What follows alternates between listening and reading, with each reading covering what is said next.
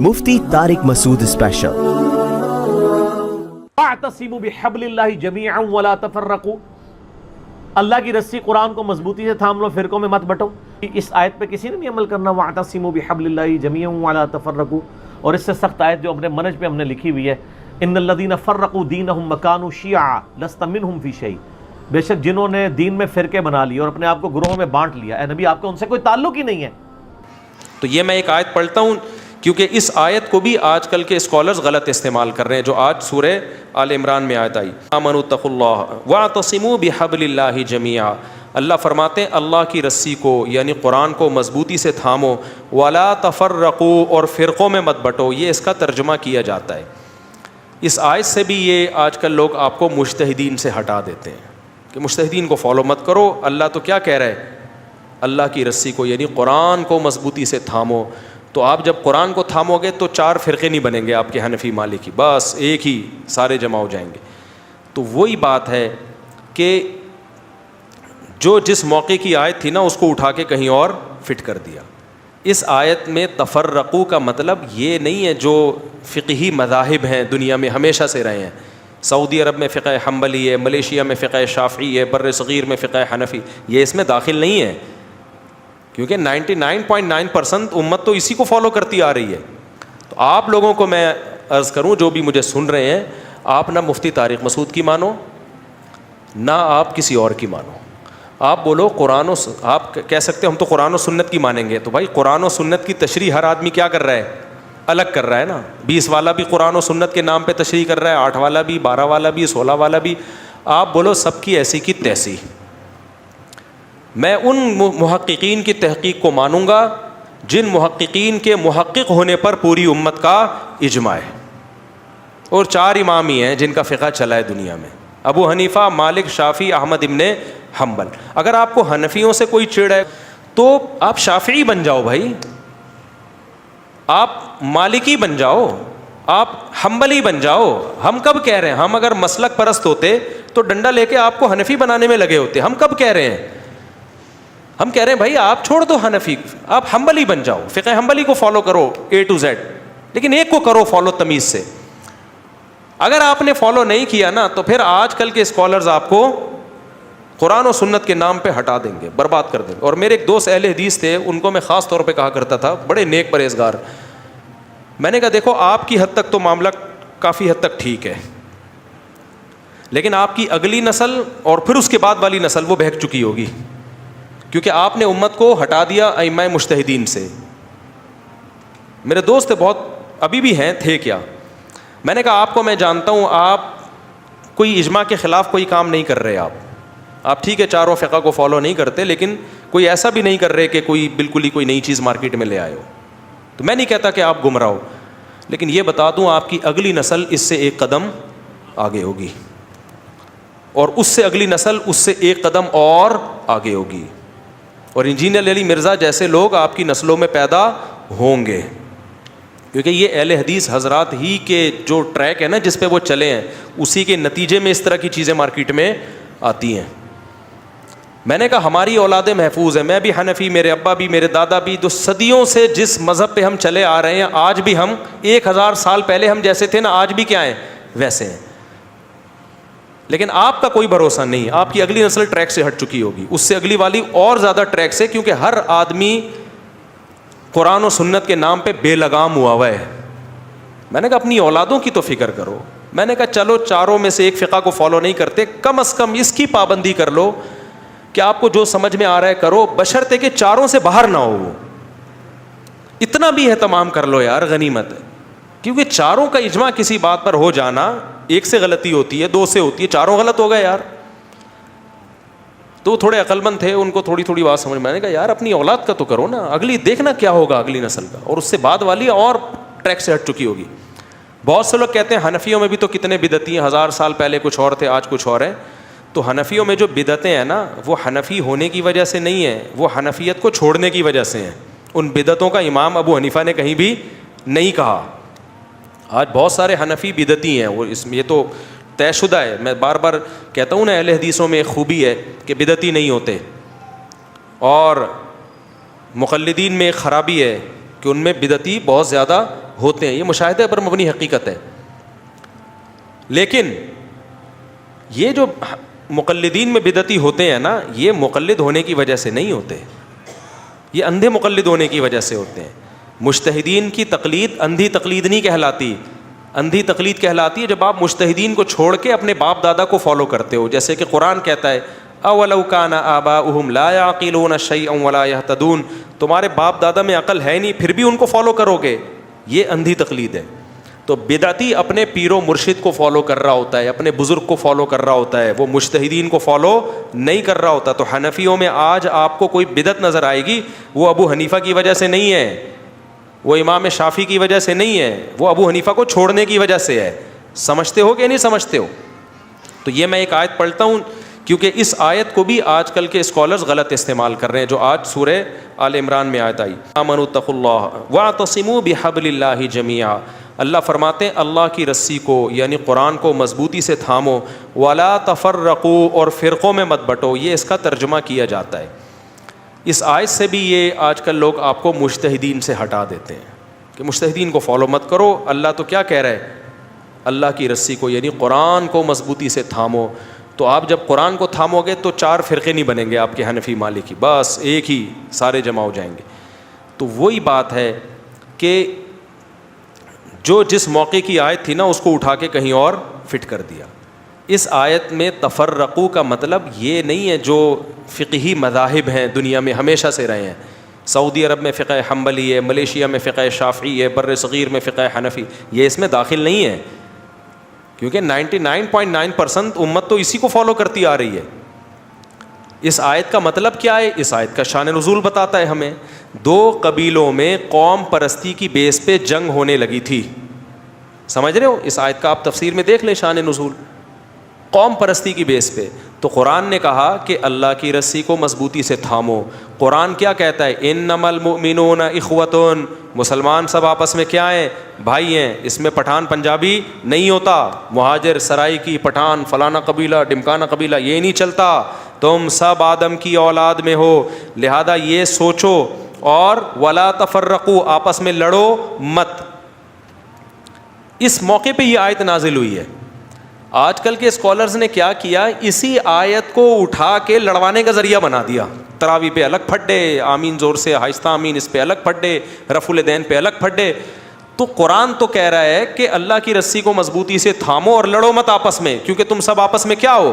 بھائی ہو. تو بھائی کا کام لڑنا تھا یا لڑائی کو ختم کرنا تھا؟ آپ نے لڑائی کا عنوان چینج کر دیا. اس وقت لڑائی ہو رہی تھی قوم پرستی کی بیس پہ، آپ نے رفع الیدین کا لیبل لگا کے لڑوا دیا امت کو. حالانکہ رفع الیدین کا مسئلہ بھی حل ہو چکا ہے، سب نے اپنے اپنے دلائل ہیں، سب کے پاس اپنے اپنے. تبھی امت میں رفع الیدین کی بیس پہ ایک دوسرے کو گمراہ نہیں کہا. امام ترمذی نے کتنی پیاری بات لکھی ہے. امام ترمذی تو رفع الیدین کرتے تھے، امام بخاری کے شاگرد، لیکن جب رفع الیدین کرنے کی حدیث ذکر کی، کہا بعض لوگوں کا یہی مذہب ہے. نہ کرنے کی ذکر کی، انہوں نے کہا بہت سارے صحابہ کا یہی مذہب ہے. وہ تو ناک کا مسئلہ نہیں بنایا انہوں نے امام ترمذی نے کہ جو نہیں کرتے وہ ایسے ہیں، وہ یوں ہیں، ان کو تو پتہ ہی کچھ نہیں. کہا بہت سارے صحابہ کا کیا ہے؟ یہی مذہب ہے. یہ کہا اور آگے نکل لیے. اگر امام ترمذی وہیں اٹک جاتے تو امام ترمذی بنتے وہ؟ بولو نا. ان کی سوئی اگر وہیں اٹک جاتی تو تھوڑی امام ترمذی بنتے. تو آج کے اسکالرز کا مسئلہ ہی یہ بن چکا ہے ابھی. تو ہمیں شوق نہیں ہے ان مسائل میں پڑھنے کا، لیکن ہم اگر چھپ بیٹھ گئے نا تو یہ امت بے لگام ہو کے قرآن سنت کے نام پہ چینج ہوتی رہے گی، اور ایک وقت آئے گا کہ برباد ہو جائے گی یہ امت. اس سے فرقے کم نہیں ہوں گے، فرقے کیا ہوں گے؟ بڑھیں گے. تو یہ قرآن کی آیت ہمیں لا تفرقو کے ذریعے لڑنے بھڑنے سے روک رہی ہے. اور پھر اللہ اپنی نعمت بھی بیان کر رہا ہے. وَاذْكُرُوا نِعْمَةَ اللَّهِ عَلَيْكُمْ إِذْ كُنْتُمْ أَعْدَاءً. صحابہ کو بتا رہے دیکھو اللہ کی تم پر کیسی نعمت ہوئی، تم سب آپس میں دشمن تھے. فَأَلَّفَ بَيْنَ قُلُوبِكُمْ، تمہارے دلوں کو اس نے جوڑ دیا. تو اب جوڑ دیا تو لڑو نہیں. کیا مطلب؟ کیا اختلاف نہیں کرو فروعی مسائل میں؟ نہ. یہ مطلب ہوتا تو صحابہ کا مسائل میں اختلاف نہ ہوتا. صحابہ کا بھی مسائل میں اختلاف تھا، مگر وہ اسٹائل نہیں تھا ان کا ایک دوسرے کو برا بلا کہنا اور ایک دوسرے کو گمراہ قرار دینا ان مسائل کی بیس پہ، جو آج ان اسکالرز کا اسٹائل بن چکا ہے. سمجھتے ہو کہ نہیں سمجھتے کہ حنفی غنڈے اور فلانا غنڈے اور دمکانہ غنڈے، اس طرح کے عجیب عجیب سے الفاظ آپ دیکھ لو نا کیسے کس طرح کی باتیں مل رہی ہیں، تو اس سے انسان روحانیت سے دور ہو جاتا ہے. نمازوں میں اس کا لذت خراب. صحابہ کرام میں اتنے اختلاف تھے. صحابہ میں رفع الیدین کے بغیر بھی نماز پڑھنے والے تھے، رفع الیدین کے ساتھ بھی تھے، ہاتھ چھوڑ کے نماز پڑھنے والے بھی، ہاتھ باندھ کے پڑھنے والے بھی. لیکن ایک چیز سب میں کامن تھی، نماز میں روتے سب تھے. لمبی لمبی گھنٹوں گھنٹوں کی ان کی نمازیں ہوتی تھیں. آج ساری تقریر جا کے ایک اٹک جاتی ہے سوئی جا کے کسی خاص مسئلے پر، اس میں چیمپئن بن چکا ہوتا ہے، ہر دوسرا آدمی چیمپئن ہے، لیکن اس کی نمازوں میں آپ جان اور طاقت دیکھ لو، زیرو. نہ اس کا دعاؤں میں کم وقت کا کبھی دل لگے گا، نہ کبھی تہجد میں اس کا دل لگے گا، نہ کبھی اللہ کے سامنے دو آنسو بہانے کی اس کو توفیق ملے گی. وہ ہر وقت فیس بک سوشل میڈیا پہ گالیاں ہی دیتا رہے گا. اب دیکھتا ہوں نا کبھی فیس بک پہ ایک کلپ آیا ہوا ہوتا ہے تراویح کا. آج ایک کلپ آیا ہوا تھا، اس نے کہا اصل تو قرآن پڑھنا ہے، جتنی رکعتیں پڑھو. پھر نیچے کسی نے لکھا ہوا تھا پھر 2 ہی پڑھ لے، پھر 8 کی بھی تکلف کی 2 میں کر لے قرآن. بحث چل رہی ہے رمضان کے مقدس مہینے میں کیا ہو رہا ہے. پڑھنا وہ رہا ہے نہ یہ رہا ہے، سمجھ رہے ہیں؟ پڑھنا وہ رہا ہے نہ یہ پڑھ رہا ہے. تو اللہ ہدایت دے بھائی. خیر ہمارا جہلم والی سرکار سے کوئی ذاتی پھڈا نہیں ہے. جہلم والی سرکار کے کچھ پازیٹیو کام بھی ہیں، میں مبالغہ آرائی نہیں کرتا کہ ایک نفرت میں انتہا تک پہنچو، کچھ پازیٹیو کام بھی ہیں. لیکن جہلم والی سرکار کو چاہیے کہ مسائل بتانا چھوڑ دے، یہ آپ کا کام نہیں ہے. آپ الحاد کے خلاف کام کریں، آپ جیسے قیصر راجہ صاحب کتنا اچھا کام کر رہے ہیں، آپ بھی کریں. سیکولرزم کے خلاف کام کریں، آپ لوگوں کو نصیحت کریں. مسائل آپ کا کام نہیں ہے. ڈاکٹر ذاکر نائک جیسے اتنے بڑے آدمی سے جب مسائل میں غلطی ہو سکتی ہے، حالانکہ وہ تو بہت میچور آدمی اور انہوں نے اپنی غلطیوں سے رجوع بھی کر لیا، اتنے بڑے آدمی نے، یہی ان کے برحق ہونے کی علامت ہے. تو آپ تو کس کھیت کی مولی ہو بھائی؟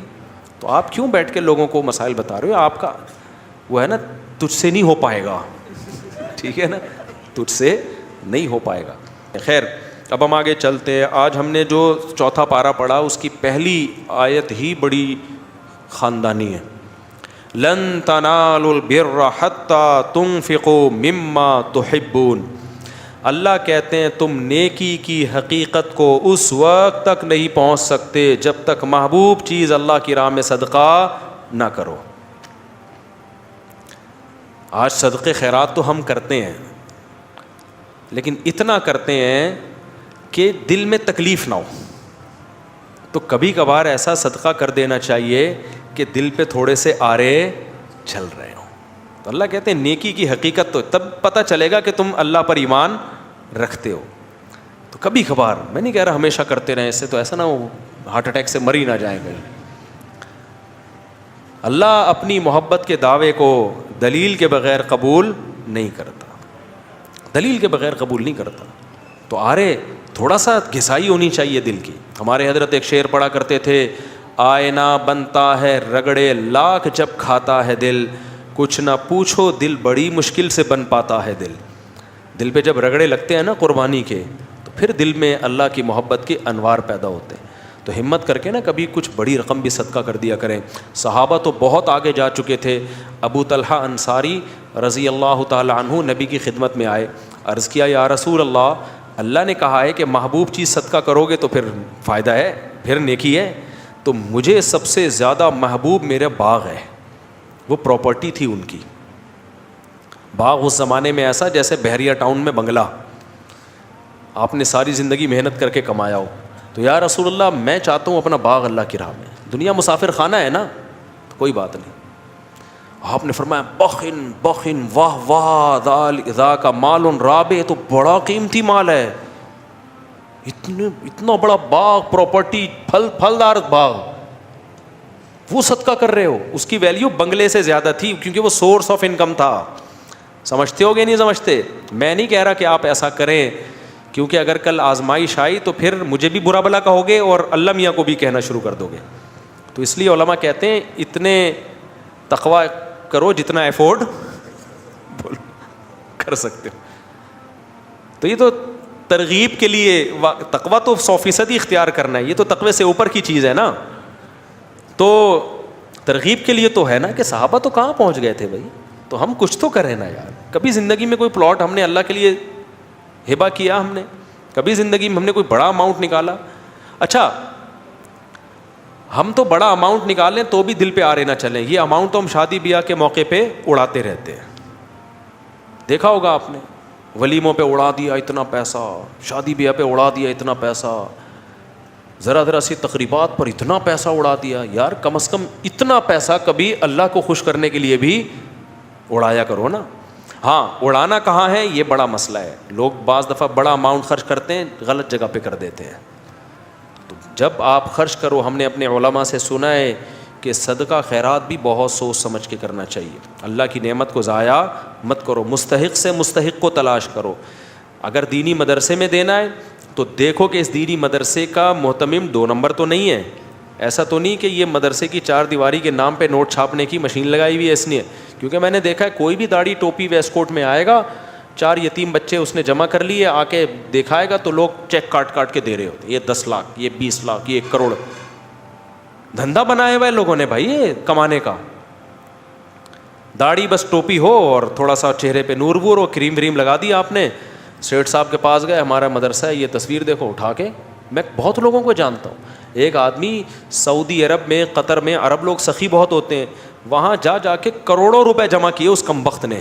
کروڑوں روپے یہاں سے تصویریں بھیجتا تھا، بچے صحیح بخاری پڑھ رہے ہیں، دیکھو مدرسہ ہے میرا. کچھ بھی نہیں تھا. اور اگر ہو بھی تو بھائی انویسٹمنٹ ہے، کچھ کھاؤ کچھ لگاؤ. تو اس لیے دینی مدرسہ کرنا تو دینی مدارس کو دینا ہے، کیونکہ دینی مدارس کو نہیں دیں گے تو پھر دین کی تبلیغ کا کام رک جائے گا، علماء پیدا ہونا بند. کیونکہ یہ سرکاری حکومت تعاون نہیں کرتی ہے، اور اچھا ہے نہ کرے. حکومت نے تعاون کیا نا تو یہ مدرسوں کو اپنی تحویل میں لے گی، پھر سارے سرکاری مولوی پیدا ہوں گے.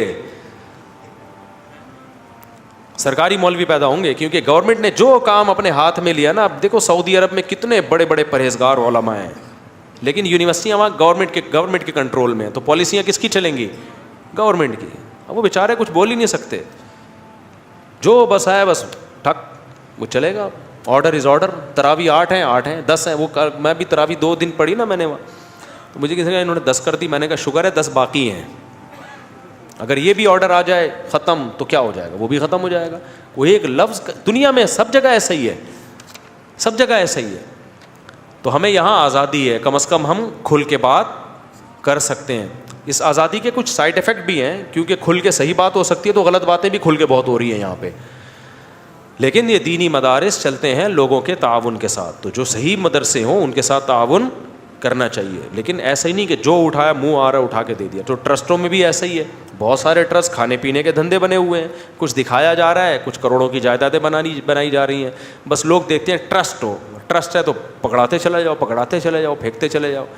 تو کچھ تھوڑا سا خدا کا خوف کرو. کیوں آپ اپنے پیسوں کو اس طرح سے ضائع کر رہے ہو؟ جب آپ تجارت میں پیسہ لگاتے ہو، آپ 100 دفعہ تحقیق کرتے ہو اچھی سی اچھی جگہ پہ لگے پیسہ. تو صدقہ کرنے میں بھی کیا کرنا چاہیے بھائی؟ تحقیق کرنی چاہیے کہ آپ کا پیسہ ضائع نہ ہو، کیونکہ اس کے پھر نقصان زیادہ ہوتے ہیں آپ غلط لوگوں کو اگر دیتے ہو. تو اللہ کہتے ہیں محبوب چیز تھا. تو حضرت ابو طلحہ نے کہا یا رسول اللہ میرا باغ اللہ کے لیے. تو آپ صلی اللہ علیہ وسلم فرمایا واہ واہ کیا خوبصورت بہترین مال. پھر آپ نے فرمایا یہ سارا پیسہ یعنی باغ جو ہے اپنے چچا زاد بھائیوں کو دے دو. یہ ہے اسلام کی خوبی. اسلام رشتہ داری جوڑنے کو جتنی ویلیو دیتا ہے، میں کیوں بار بار 4 شادیاں بچے پیدا چیخ کیوں رہا ہوں؟ میں پاگل تھوڑی ہوں. آپ کو کیا میں پاگل نظر آتا ہوں؟ میرا دماغ خراب ہے. آپ کے بچے پیدا ہونے سے مجھے کیا فائدہ ہوگا؟ وہ جب تک بڑے ہوں گے ہم تو مر چکے ہوں گے. آپ کہہ سکتے ہیں نا فائدہ یہ ہوگا کہ بڑے ہو کر میرا شکریہ ادا کریں گے. مفتی صاحب آپ کا بہت شکریہ، آپ کے بیانات سن کے ہمارے ماں باپ نے نسل روکی نہیں اور اتفاق سے ہم بھی اسی سلسلے میں پیدا ہو گئے. وہ تو جب تک بڑے ہوں گے ان میں سمجھ آئے گی ہم شاید مر چکے ہوں، اور شکریہ ادا کر کے بھی مجھے کیا ملے گا. تو اسی وجہ سے میں چیختا ہوں کہ اسلام خاندانی نظام چاہتا ہے. اسلام انڈیویجولی لائف کا قائل بولو نہیں ہے. اکیلا نہیں ہے انسان، ماں ہے، باپ ہے، دادا ہیں، دادی ہیں، نانا ہے، نانی ہے، بیوی ہے. 4 نہیں کرو، 1 ہی کر لو ٹائم پہ، لیکن نسل مت روکو. پھر بیٹے ہوں، بیٹیاں ہوں، پوتے ہوں، نواسے ہوں، بہویں ہوں، داماد ہوں. یہ ہے انسان کی نیچرل لائف. اور اسی میں انسان کا سکون ہے, اور اس میں توکل کس پہ کرنا ہے؟ اللہ پہ. خرچے پورے کرے گا اللہ. سمجھتے ہو کہ نہیں سمجھتے؟ لوگ کہتے ہیں گراؤنڈ ریئلٹی کو بھی تو دیکھو, زمینی حقیقت کو بھی تو دیکھو, مہنگائی دیکھو اور بچے پیدا کرتے چلے جائیں. گراؤنڈ ریئلٹی دیکھو, لیکن اس آنکھ سے دیکھو جو چشمہ اللہ نے آپ کو لگا کے دیا ہے. سیکولر اور لبرل لوگوں کی آنکھ سے دیکھو گے تو گمراہ ہو جاؤ گے.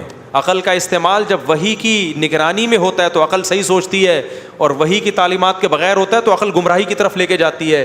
انہی عقل پرستوں نے تو ہومو سیکشولیٹی کو لیگل کر دیا نا, تو یہ وہ عقل ہے جو خدا کی تعلیمات سے بغاوت کر کے استعمال ہو رہی ہے.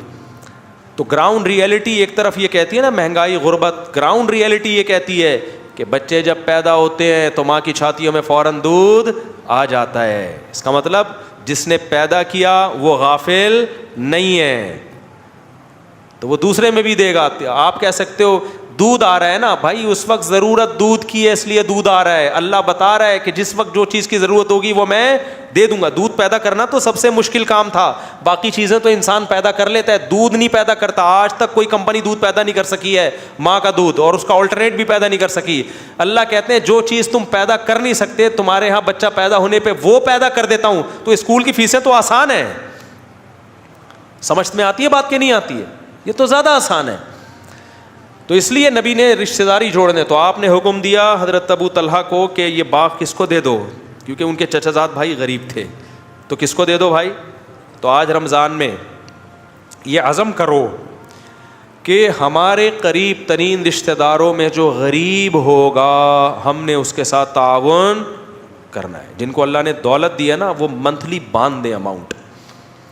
بھائی کو بھائی سے یہ کہنا نہ پڑے کہ تو کروڑوں روپے کماتا ہے, میں گٹکے کی دکان بھی نہیں کھول سکا, کچھ تو میرا خیال کر. یہ کہنا نہ پڑے, وہ خود سوچے کہ بھائی اللہ نے رشتہ داروں کو لاوارث چھوڑنے سے منع کیا ہے. بیوہ بہن ہے, طلاق یافتہ بہن ہے, دل کھول کے خرچ کرو, بوجھ نہ سمجھو. آج بوجھ سمجھ رہے ہیں یار. ایک اور ٹینشن, سوتیلے بچے, کسی عورت سے شادی کر کے سوتیلا بچہ کیوں نہیں پالتے ہیں؟ ابے ٹینشن پہلے ہی مہنگائی اتنی ہے, ابے ایک اور بچہ, یار پاگل ہے کیا؟ اور بھائی جتنا ہاتھ کھلا رکھو گے نا اللہ بھی کیا کرے گا؟ کھلا رکھے گا ہاتھ. لا تو کی فیوکا علیک, حدیث میں آتا ہے اے عائشہ روکنا مت ورنہ اللہ بھی کیا کرے گا؟ روک لے گا. تو دو, خرچ کرو یار, اللہ کو سخی پسند ہے. آج مسلمان بھی کنجوس ہو گیا ہے, کنجوس مکھی چوس. ایک آدمی چائے پی رہا تھا, مکھی گری تو مکھی کو چوس کے پھینک رہا ہے کہ اس پہ جو چائے لگی ہوئی ہے وہ ضائع. تو یہی حال کس کا ہو گیا ہے؟ مسلمان کا ہو گیا. یار ایسے نہیں بھیجا کہ کل لوگوں سے بھیک مانگنی پڑے, لیکن کچھ تو سخاوت کا مظاہرہ کرو یار. منتھلی باندھ دو کوئی اماؤنٹ اپنے ریلیٹیو کا, اپنے رشتہ داروں کا, اس سے رشتہ داری بڑھتی ہے, محبت پیدا ہوتی ہے, اور وہ بھی اس کو بھی خیال. اور پھر رشتہ داروں پہ خرچ کر کے بھول جاؤ. آج مصیبت کیا ہے کہ جب رشتہ داروں سے اچھا سلوک کرتے ہیں تو یہ اچھا سلوک برے سلوک کا ذریعہ بن جاتا ہے. آپ رشتہ داروں سے اچھا سلوک کرو نا تو اس کی وجہ سے رشتہ داری جڑنے کے بجائے اور کیا ہوتی ہے؟ ٹوٹتی ہے. کیوں؟ آپ کہتے ہو میں نے تو اتنا خیال کیا, وہ تو پوچھتا ہی نہیں ہے, میں نے تو یہ کیا, وہ تو پوچھتا ہی نہیں ہے. اب بھائی تو نے کیا اللہ کے لیے, چھوڑ دے اس کو. یہ آپ اپنے لیے کر رہے ہو, آپ اس کے لیے نہیں کر رہے. تو اس لیے اپنے قریبی رشتوں پہ خرچ کرنا اسلام میں اس کی بہت زیادہ فضیلت ہو. دینی مدرسوں پہ بھی خرچ کرو, رشتہ داروں پہ بھی خرچ کرو. اور فلسطین میں جو کچھ ہو رہا ہے آپ کو پتہ ہے, جو ظلم ہو رہا ہے وہاں پہ, کوئی قابل اعتماد ٹرسٹ ہو. میں چونکہ پاک ایڈ ویلفیئر ٹرسٹ کو پرسنلی جانتا ہوں اس لیے میں ان کا نام لے لیتا ہوں.